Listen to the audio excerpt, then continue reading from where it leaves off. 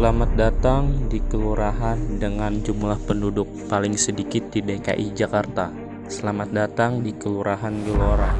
Kelurahan yang memiliki luas daerah mencapai 259,13 hektar yang terdiri dari 2 rukun warga yang di dalamnya terdapat 3.746 jiwa.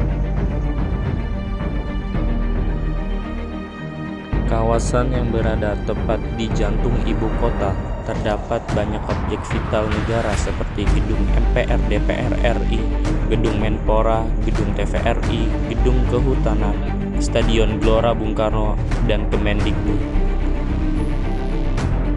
Selain objek vital negara, juga terdapat beberapa hotel, perkantoran, pasar tradisional, swalayan, warung, yang membuat kondisi kebanyakan warga yang berprofesi sebagai karyawan, pedagang, ojek online, dan masih banyak lagi. Kelurahan Gelora memiliki beberapa fasilitas pendidikan seperti 1 gedung SMA, PAUD, dan Taman Pendidikan Al-Quran. Dengan kondisi seperti ini sangat berpengaruh dalam aspek ekonomi dan pendidikan di lingkungan Kelurahan Gelora.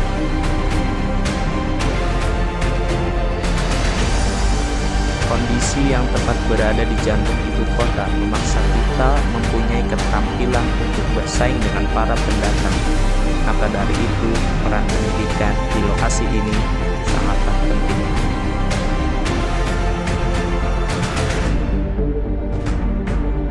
Halo, assalamualaikum warahmatullahi wabarakatuh. Nama saya Muhammad Hamzah, NIM 119320045, Prodi Teknik Fisika, Institut Teknologi Sumatera.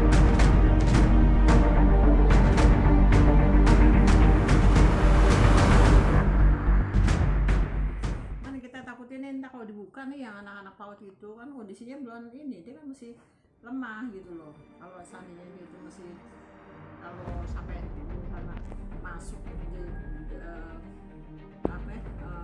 belajar lagi di sekolah itu apa enggak, maksudnya apa enggak ada cepat penularan gitu. Karena apa, namanya anak-anak kan meskipun suruh jaga jarak tetap aja dimain ya anak, ya kan, gue ngerti gitu. Kalau masalah belajar mengajar kita udah oke dah, kita juga setuju gitu ya, anak-anak belajar di rumah tuh online, secara online, pada ujian secara online gitu kita udah setuju juga.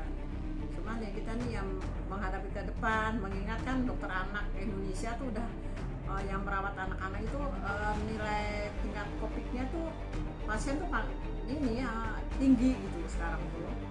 Kalau sampai anak-anak itu masuk apakah nambahin beban tenaga medis? Nah, sama itu tenaga medis juga lelah, capek, kesian gitu, sampai korban nyawa, korban kan.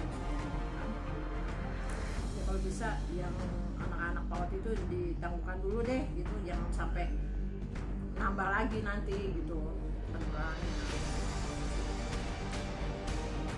Karena kalau misalnya yang anak-anak itu kan bisa diwahkan, bisa dibilangin, apalagi sekarang di sekolah-sekolah itu kan masih ada tempat cuci tangan gitu kan. Kalau anak gede bisa, olahraga cuma bisa gitu, nggak bisa. Hanya anak-anak balita itu belajar di rumah aja dulu, campurkan deh. Kalau yang udah dewasa kan bisa jaga diri gitu. Tapi kalau anak-anak kan bisa jaga diri. Permasalahan yang timbul dalam bidang pendidikan khususnya di daerah kami di DKI Jakarta adalah terlalu sibuknya orang tua yang bekerja, karena kebanyakan masing-masing orang tua bekerja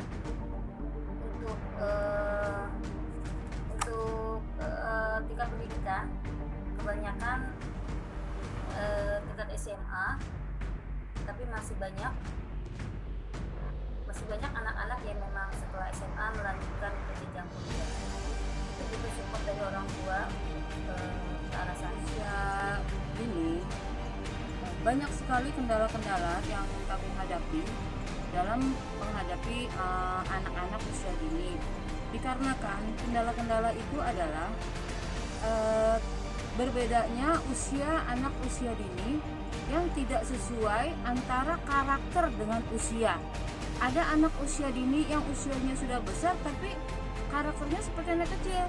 Dan juga ada anak yang kita prediksi adalah anak kelas kecil, ternyata mereka bisa bereaksi dengan teman-temannya yang usianya besar gitu. Anak-anak tetap ada di rumah dan kalau keluar juga pakai masker. Kalau diajak ibunya pakai masker. Anak-anak lebih ditingkatkan, lebih diperhatiin anak-anak terutama kesehatannya. Mau apa diadakan dokter kecil di sekolah itu, apa diadakan kunjungan dari puskesmas berapa seminggu sekali untuk meriksa anak-anak itu aja gitu. Harapan saya sebagai warga negara, semoga timbul kesadaran orang tua untuk lebih meningkatkan kualitas pendidikan sehingga kualitas pendidikan di Indonesia akan meningkat. Terima kasih. Alhamdulillah selama ini kami bisa menghadapi mereka dikarenakan kami juga sering telah mengikuti pelatihan-pelatihan guru PAUD dalam menghadapi anak-anak. Yang terutama adalah kita belajar mengenai karakteristik psikologi dari sifat anak-anak itu. Kita lihat apakah anak itu sesuai antara perkembangan kemajuannya dia dengan pertumbuhan badannya, apakah sesuai dengan umurnya atau tidak.